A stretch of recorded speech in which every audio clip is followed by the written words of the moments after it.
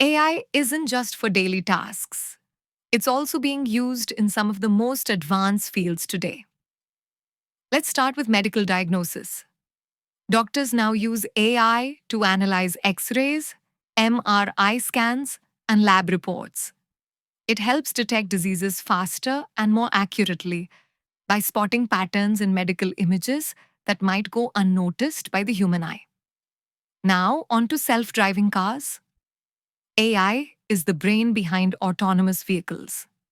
It takes in data from cameras, sensors, and radars to understand the surroundings, detect obstacles, follow traffic rules, and make safe driving decisions in real time.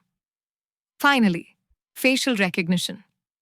AI can scan and recognize faces using advanced image processing.